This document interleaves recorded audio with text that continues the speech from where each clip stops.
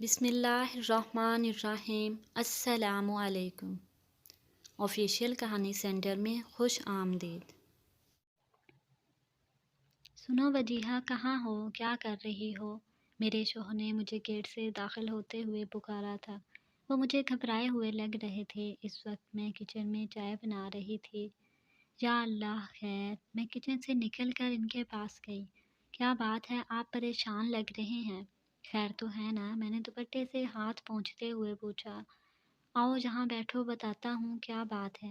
میرے شوہر نے کہا تھا چائے تیار ہے، چولہا جل رہا ہے، چائے جل جائے گی، میں ذرا چائے کپوں میں ڈال کر لے آؤں۔ یہ کہہ کر میں کچن کی طرف دوڑی تھی۔ میرے ذہن میں لاتعداد اندیشوں کے جھگڑے چل رہے تھے اور دل سے دعا نکل رہی تھی کہ یا اللہ خیر ہو، جانے کیا خبر ہے۔ میں نے جلدی میں چائے کپوں میں نکال لی تھی اور جلدی سے جا کر اپنے شوہر کے سامنے صوفے پر بیٹھ گئی۔ میرے بیٹھتے ہی شوہر گویا ہوا، وہ تمہاری سہیلی عافیہ؟ ہاں، کیا ہوا عافیہ کو؟ میں نے شوہر کا جملہ مکمل ہونے سے پہلے ہی گھبرا کر سوال کر دیا۔ اسے کچھ نہیں ہوا، اس کے شوہر رحیم کا انتقال ہو گیا ہے۔ اف خدایا، مگر کیسے؟ وہ تو دوسری شادی کے لیے منگنی کرنے گاؤں گیا ہوا تھا۔ میں نے اپنی معلومات کے مطابق کہا۔ گاؤں سے واپسی پر راستے میں رحیم کی گاڑی کسی دوسری گاڑی میں ٹکرا گئی اور اس کی ڈیتھ ہو گئی۔ ڈیڈ باڈی آنے والی ہے، میں ذرا جا کر معلوم کرتا ہوں کہ نماز جنازہ کب ہوگی۔ یہ کہہ کر میرے شوہر گھر سے باہر چلے گئے۔ میں پریشانی کے عالم میں بیٹھی عافیہ کی پچھلی زندگی گزری ہوئی اور اب آنے والے حالات کے بارے میں سوچ رہی تھی کہ اس مظلوم عورت کی شوہر کی زندگی میں بھی کبھی سکھ نصیب نہیں ہوا اور اس کی بقیہ زندگی کیسے گزرے گی۔ اس کا تعلق ایک روایتی پٹھان فیملی سے ہے جو ہمارے محلے میں پچھلے کئی سالوں سے رہتی ہے۔ کچھ عرصہ قبل وہ اپنی ساس کے ہمراہ ہم پہلی مرتبہ میرے گھر آئی تھی۔ انہیں کہیں سے پتہ چلا کہ مجھے بہت اچھی سلائی آتی ہے۔ عافیہ اس کے گھر کی خاتون عافیہ اور اس کے گھر کی کسی خاتون کو سلائی نہیں آتی تھی، لہٰذا ان کی خواہش تھی کہ میں ان کے کپڑے سی دیا کروں۔ میں نے انہیں بتایا کہ میں صرف اپنے بچوں اور شوہر کی شلوار قمیض سلائی کر دیتی ہوں، کمرشل کام نہیں کرتی۔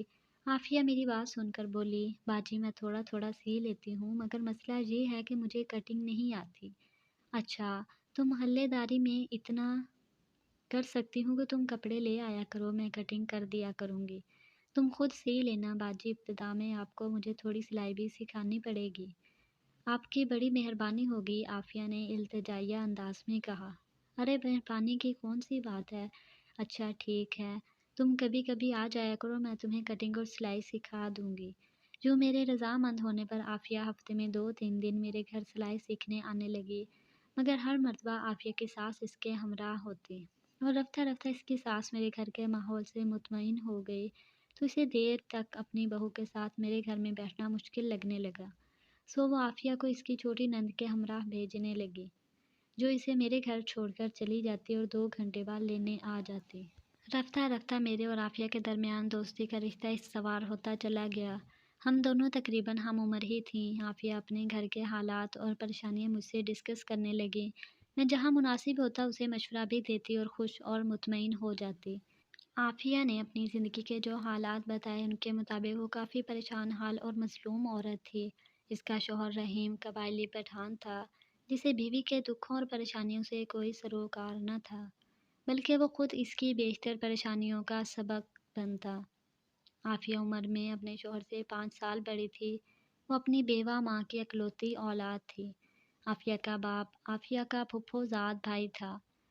جب عافیہ کے شوہر رحیم کی شادی کا وقت آیا تو رحیم کی ماں اپنی بھابھی سے بیٹے کی شادی کی خواہش مند تھی، جبکہ عافیہ کے سسر کی نظر انتخاب عافیہ پر تھی۔ عافیہ کے سسر نے بیوی کی ایک نہ چلنے دی اور کہا، میں اپنے پھپھو زاد بھائی کی یتیم بچی کو سہارا دینا چاہتا ہوں۔ یوں عافیہ صرف سسر کی پسند پر بیوی بنا دی گئی۔ خود رحیم کے ذہن میں بیوی کے بارے میں کوئی خاص تصور نہ تھا۔ عافیہ چونکہ ساس نندوں کے پسند نہ تھی، لہٰذا شادی کے پہلے دن سے ہی مخالفتوں کا سامنا کرنا پڑا۔ عافیہ کی ماں بیچاری عافیہ کی شادی کے 2 ماہ بعد ہی چل بسی، مگر اپنی بیٹی کو زندگی بھر کے لیے دکھوں کے حوالے کر گئی۔ عافیہ کا سسرالی گھر بہت بڑا اور 3 منزلہ تھا۔ سسرال کا گھرانہ 5 دیوروں، 6 نندوں اور 7 سسر پر مشتمل تھا۔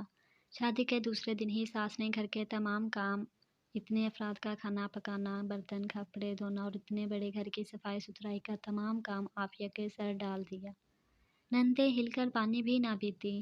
1 سال بعد عافیہ کے دیور کی شادی ہوئی۔ اس دوران اللہ نے اسے ماں بننے کی نوید سنا دی، مگر شادی کی مصروفیات میں ساس نے اسے ایک پل چین نہ لینے دیا۔ اسے اس بات کا احساس ہی نہ تھا کہ عافیہ بھی گوشت پوست سے بنی ایک انسان ہے۔ انہی مشکل حالات سے گزرتے اللہ پاک نے اسے ایک بیٹے کی ماں بنا دیا۔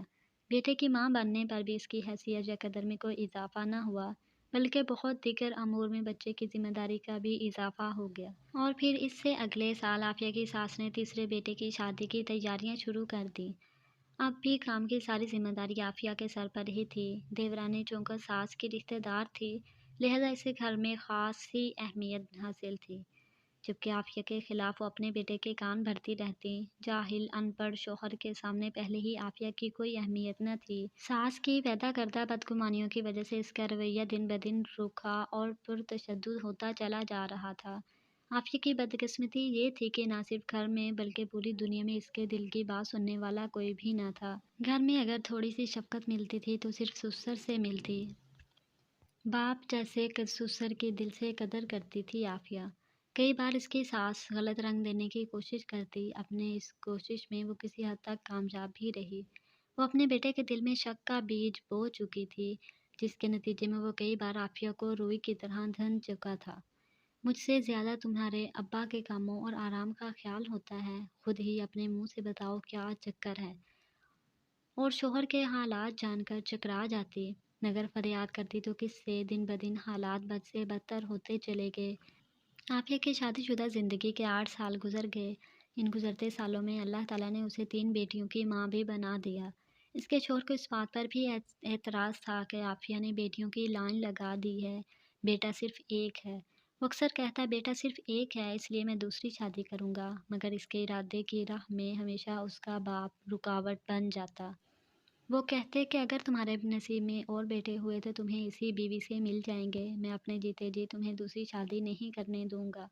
اگر تم نے زبردستی دوسری شادی کر لی تو میں تمہیں جائیداد سے آگ کر دوں گا۔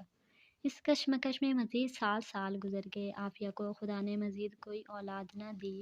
اس نے کافی علاج بھی کروائے مگر لا حاصل۔ اس کا شوہر اسے طعنے دیتا، تمہاری عمر بڑھ گئی ہے، اب کوئی اولاد نہیں ہوگی۔ ان پریشان کن حالات میں پتہ نہیں خدا کو کیا منظور تھا کہ عافیہ جو پہلے ہی نہایت مشکل زندگی گزار رہی تھی، ایک دن اچانک سوتے ہی اس کے سسر کا انتقال ہو گیا۔